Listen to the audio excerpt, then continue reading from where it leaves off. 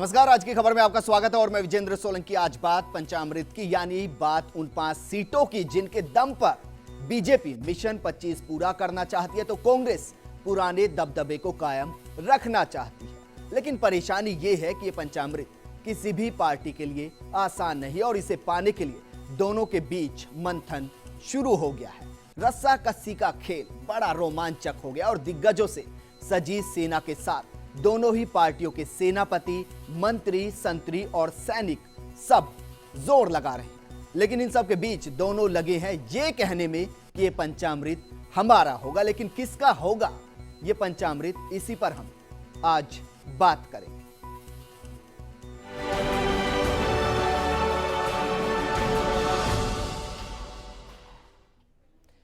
सेनापतियों की बात करें, मंत्रियों की बात करें, उससे पहले बात करते हैं जो पंचामृत के साथ सत्ता की कुर्सी तक पहुंचेगा, उन्होंने आज इनको पाने के लिए क्या किया, कहां जोर लगाया, मंथन की प्रक्रिया में कौन से हथकंडे अपनाए गए। पहले बात मोदी की, वो मोदी जिसको लेकर कांग्रेस में ही कई राय हैं, लेकिन इसमें भी दो राय नहीं कि हाईटेक प्रचार और 3D अवतार के साथ मोदी सरकार बनाना चाहते हैं। तभी तो विकास की बात, कांग्रेस पर वार और जमकर प्रचार बीजेपी के लिए पंचामृत पाने का तरीका बन गया है। इन 5 सीटों पर मोदी ने आज एक साथ सभा की ताकि 5 सीटें एक साथ मोदी के साथ हो जाए। जरिया बनाया तकनीक को, खुद के 3D तस्वीर को। मोदी आज अलवर के भिवाड़ी, भरतपुर के बयाना, दौसा के बांदीकुई, करौली के गुलाब बाग और टोंक में एक साथ 3D स्क्रीन पर रिलीज हुए। इसमें मारधाड़ स्टंट नहीं है, लेकिन राजनीति के स्टंट और आरोपों की मारधाड़ भरपूर रही। बीजेपी मोदी की 3D फिल्म को ज्यादा से ज्यादा लोगों को दिखाना चाहती है, लेकिन बीजेपी की हाई बजट की फिल्म इन 5 सीटों पर कितनी हिट होगी ये तो 16 मई के आंकड़े बताएंगे। लेकिन पंचामृत पाने के लिए बीजेपी हर तरीका अपनाती नजर आ रही है।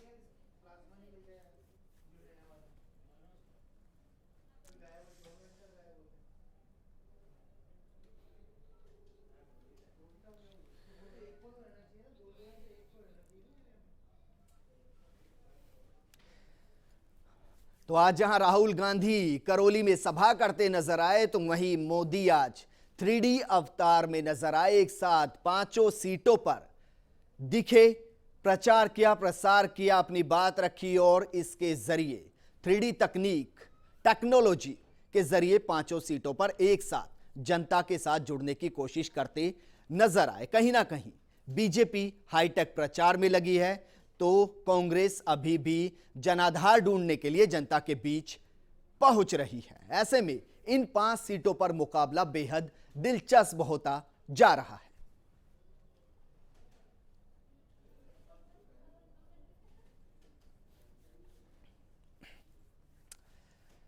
और इस पर बात करने के लिए जुड़ते हैं अपने संवाददाता पीयूष के साथ। पीयूष, क्या लगता है मोदी की 3D फिल्म इन सीटों पर हिट होगी? बिल्कुल सही कहा आपने। चूंकि नरेंद्र मोदी खुद अभी चुनाव प्रचार के लिए इन 5 लोकसभा सीटों पर नहीं आ सकते, तो एक जरिया निकाला गया है भाजपा की ओर से कि क्यों ना यहाँ पर 3D सभाएं रख ली जाए, और आज 3D सभाएं रख ली गई। चूंकि 22 तारीख को चुनाव प्रचार थम जाएगा इन 5 सीटों पर, उसके पहले भाजपा ने अपनी पूरी ताकत यहाँ झोंक रखी। खासतौर पर वसुंधरा राजे की कभी बात की जाए तो धौलपुर में ही वहीं पर रुक रही है और रोजाना वहाँ पर आसपास की जो 4 से 5 लोकसभा सीटें हैं वहाँ पर रोजाना कुछ ना कुछ सभा और चुनावी दौरा कर रही है। तो कुल मिला के फोकस एक है कि जैसे कि किसी ना किसी तरह जो 5 सीटें हैं, क्योंकि इसमें 3 जो सीटें हैं उसमें कांटे का मुकाबला लग रहा है भाजपा को, तो कहीं ना कहीं लगता है कि मिशन। सीधा सवाल, राहुल जनता के बीच पहुंच रहे हैं तो मोदी 3D अवतार में जनता के बीच हैं। क्या ये फिल्म बीजेपी की 3D अवतार में जो फिल्म रिलीज हुई है हिट होगी इन 5 सीटों पर? देखिए बिल्कुल हिट होगी, क्योंकि कहीं ना कहीं जब जयपुर में सभा हुई थी, 2 बार जयपुर में भी सभा हो चुकी, काफ़ी संख्या में लोग इसे देखने के लिए आते हैं। बिल्कुल नई तकनीक है और इस तकनीक के माध्यम से ऐसा लगता है कि जस्ट सामने आपके नरेंद्र मोदी खड़े हैं और वो आपको अपना उद्बोधन दे रहे हैं। तो कुल मिला के एक उद्बोधन की बात होती है, एक संदेश की बात होती है, मैसेज की बात होती है। वो मैसेज नरेंद्र मोदी जनता को दे रहे हैं और लगातार उसमें वो बिल्कुल पीयूष, कुल मिलाकर कहा जा सकता है कि आरोप प्रत्यारोप के बीच बीजेपी ये भी कोशिश कर रही है कि कुछ ऐसा लाया जाए जिसके दम पर जनता को रिझाया जा सके, समर्थन जुटाया जा सके। बहरहाल आपसे जानना चाहेंगे, 20 सीटों पर मोदी ने खूब सभाएं की, लेकिन इन 5 सीटों पर मोदी की एक भी सभा नहीं है, सिर्फ 3D अवतार नजर आ रहा है। ऐसा क्यों? देखिए, सबसे बड़ी बात यह है विजेंद्र, क्योंकि नरेंद्र मोदी को पूरे देश में भ्रमण करना है, पूरे देश में चुनावी सभाएं करनी है। तो मकसद केवल इतना है कि राजस्थान में उनकी अब तक 5 सभाएं हुई, जिसमें से पश्चिमी राजस्थान पे विशेष तौर पर फोकस रहा, क्योंकि 3 सभाएं 5 में से वहाँ पर ही करी। पश्चिमी राजस्थान में चूंकि जसवंत फैक्टर असर कर रहा था, कहीं ना कहीं बीजेपी को नुकसान हो रहा था, तो मोदी ने वहाँ 3 सभाएं करके उस माहौल को सुधार करने की कोशिश की और बीजेपी के पक्ष में माहौल बनाने की कोशिश की। चूंकि नरेंद्र मोदी खुद 2 जगह से सवाल ये है कि क्या इन 5 सीटों पर बीजेपी अपने आप को स्ट्रॉन्ग मान रही है, क्योंकि विधानसभा चुनाव के जो नतीजे हैं वो बीजेपी के साथ है। ऐसे में वो सोचते हैं कि मोदी अगर नहीं भी आते हैं तो मिशन 25 पूरा कर लिया जाएगा। क्या ये मतलब इसका निकाला जा सकता है?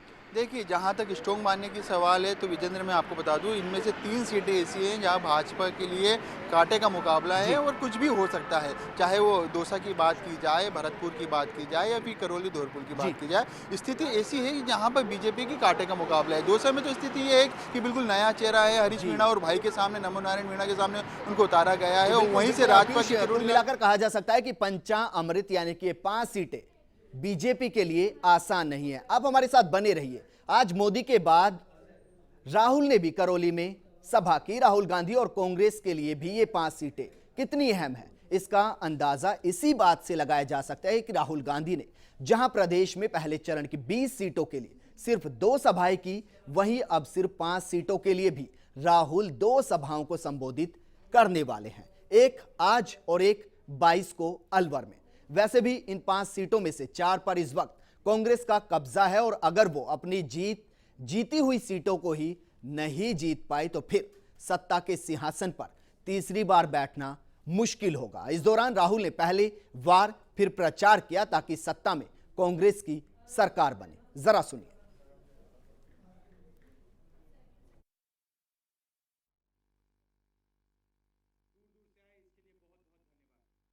1 रुपये 1 मीटर के लिए, 1 स्क्वायर मीटर जमीन 1 रुपये की। टॉफी कितनी की आती है यहाँ पे? 1 रुपये की। 1 रुपये की यहाँ टॉफी आती है।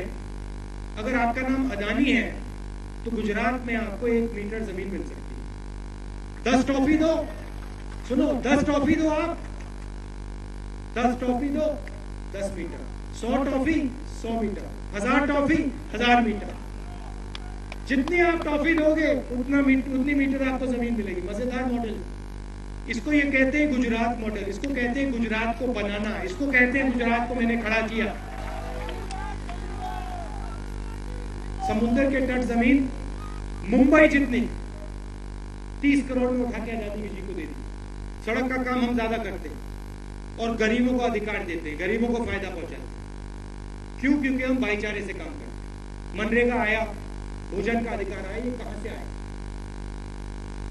प्रधानमंत्री ने नहीं सोचा, कांग्रेस प्रेसिडेंट ने नहीं सोचा, मैंने नहीं सोचा, सचिन जी ने नहीं सोचा, हिंदुस्तान की जनता ने सोचा। देश में हर गरीब व्यक्ति को गारंटी करके मुफ्त में दवाई मिले। ये जो हमारी माताएं बहनें बैठी हुई हैं, इनको भी लगे जब हमारा बच्चा बीमार होता है उसको भी मुफ्त में दवाई मिल सकती है। अब गारंटी करके हर गरीब व्यक्ति के सिर के ऊपर एक मजबूत छत डालें। ये आपने कहा और ये हम करके दिखाएंगे। कांग्रेस पार्टी की सरकार आएगी तो इस देश में हर व्यक्ति, हर गरीब व्यक्ति के सिर के ऊपर हम एक मजबूत छत डालेंगे। राहुल की सभा का क्या नजरिया रहा, जानने के लिए जुड़ते हैं अपने संवाददाता गोवर्धन के साथ। गोवर्धन, अगर बात की जाए तो बीजेपी सभा को फ्लॉप शो बता रही है, लेकिन कांग्रेस के नजरिए से जानना चाहेंगे कि आखिर सभा करौली में ही क्यों की गई, इसका क्या कोई खास मकसद रहा? करौली को चुना गया और राहुल गांधी को बुलाया गया और फिर वहां पर सभा की गई।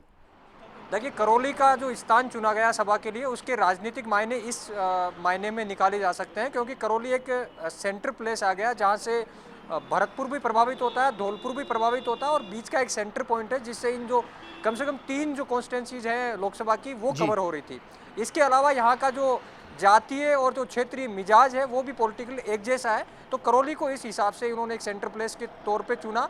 अब बात आती है कि रैली के जरिए मैसेज क्या दिया गया, क्योंकि राहुल गांधी का आज का जो भाषण था वो ज़्यादातर राष्ट्रीय मुद्दों पे आधारित था। उन्होंने वाजपेयी के बहाने नरेंद्र मोदी पर निशाना साधा। क्षेत्रीय मुद्दों से हालांकि वो दूर रहे, लेकिन एक राजनीतिक तौर पे जो मैसेज देने की बात होती है वो उतना उन्होंने देने का प्रयास किया। अब ये अलग बात है कि जनता उसे किस रूप में लेती है। जी बिल्कुल हालांकि गोवर्धन, भीड़ को लेकर- गोवर्धन, लेकिन इन सबके बीच सवाल ये भी खड़ा होता है कि राजनीति का न सिर्फ मिजाज बदला है बल्कि कांग्रेस का भी मिजाज बदल रहा है, क्योंकि विधानसभा चुनाव से पहले राहुल गांधी ने कहा था कि किसी पर भी व्यक्तिगत हमला नहीं किया जाएगा, हम विकास के दम पर जीतेंगे। लेकिन अब राहुल भी फुल फॉर्म में आ गए हैं। लगता है कि अब वो समझने लगे हैं कि शायद आरोप प्रत्यारोप के दम पर ही आगे बढ़ा जा सकता है या राजनीति में जनता को रिझाया जा सकता है। क्या ऐसा सही है? देखिए बिल्कुल, क्योंकि राजनीति में कोई फिक्स पैरामीटर्स नहीं होते कि आपने ये लाइन ले ली, कई बार वो लाइन बदलनी भी पड़ती है। उन्होंने देखा कि जिस तरह से नरेंद्र मोदी ने राहुल गांधी और पूरे सोनिया गांधी सहित पूरे गांधी परिवार पर हमले बोलना शुरू किया, उसके बाद में राहुल गांधी और सोनिया गांधी को भी खुल के उसका जवाब देना पड़ा। तो कमोबेश उसी लाइन पे राहुल गांधी को चलना पड़ रहा है और आज की रैली में भी वही हुआ। उन्होंने नरेंद्र मोदी पर वाजपेयी को एक बहाना करके वाजपेयी का नाम लेकर के निशाना साधा कि अगर इनका बस चलता तो ये वाजपेयी और आडवाणी को भी जसवंत सिंह की तरह निकाल देते। जी तो बिल्कुल लाइन कम से बिल्कुल कम वही है। गोवर्धन, आप हमारे साथ बने रहिए। आज की खबर में वक्त हो चला एक छोटे से ब्रेक का। ब्रेक के बाद बात करेंगे कि आखिर मरु प्रदेश से, राजस्थान से दोनों ही पार्टियों के स्टार प्रचारक आखिर दूर क्यों रहे। छोटे से ब्रेक के बाद।